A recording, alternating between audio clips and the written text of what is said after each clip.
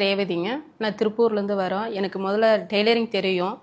ஆனால் டெய்லரிங் வச்சு ரன் பண்ணிட்டு இருக்கும்போது எங்கள் தம்பி சொன்னாங்க, நீ வந்து அடுத்த லெவலுக்கு என்ன பண்ண போகிற அப்படின்னு சொன்னாங்க. அதனால் சரின்ட்டு தம்பி வந்து ஆரி ஒர்க்கில் ஜாயின் பண்ணி வரேன்னு சொல்லிட்டு இங்கே சேலம் கூட்டிகிட்டு வந்துட்டு சேலத்துலேருந்து அவனே சர்ச் பண்ணி நிலா மேம் இன்ஸ்டியூட்டில் வந்து சேர்ந்தாங்க. ஃபஸ்ட்டு வந்து எனக்கு ஸ்டார்டிங்கில் எதுவுமே தெரியாது, ஆரி ஒர்க் பற்றிலாம் எதுவுமே தெரியாது. அப்புறமேட்டு வந்து சாலினி மேம் தான் நல்லா பண்ணலான்ட்டு ஒவ்வொரு விஷயமும் சின்ன சின்ன விஷயம்னாலும் எனக்கு சொல்லி கொடுத்தாங்க. அப்புறமேட்டு ப்ளவுஸ் போட ஆரம்பித்தேன். ஃபஸ்ட்டு கிளாஸ் போயிட்டுருக்கும் போதே சிம்பிளான ப்ளவுஸ் 2-3 ப்ளவுஸ் போட்டேங்க. மேம் வந்து பரவாயில்ல நல்லாயிருக்கு அப்படின்னு சொன்னாங்க. சரி அடுத்தது ஹெவி ஒர்க்கு பல்லாக்கு டிசைன் போடலான்னு இருந்தது. அப்புறம் ஹெவி ஒர்க் போடும்போது காயினு பெண்டன்ட்டு பீடு எல்லாமே பண்ணேங்க. ஜர்தோசி கட் பீடு எல்லாமே பண்ணியிருக்கோம்.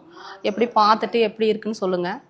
ஆனால் இங்கே வந்து கற்றுக்கிட்டதுக்கு ரொம்ப இதாக இருக்கு, வாழ்க்கையில் மறக்க முடியாதது. இது ஒரு எப்படிங்கன்னா தொழிலுன்னும் போது ரொம்ப சந்தோஷமாக இருக்குது. ஆனால் வாழ்க்கையில் வந்து எல்லா பொண்ணுங்களுக்கும் படிப்பு அல்லது தொழில் ஒன்று வேணும். படிக்க முடியாதவங்க தொழில் கற்றுக்கணும். ஆனால் இது கற்றுக்கிட்டதுக்கு ரொம்ப வாழ்க்கையில் யாரையும் மறக்க முடியாது. இந்த இன்ஸ்டியூட்டையும் சாலினி மேமே ரொம்ப மறக்க முடியாது. கற்றுக்கோங்க.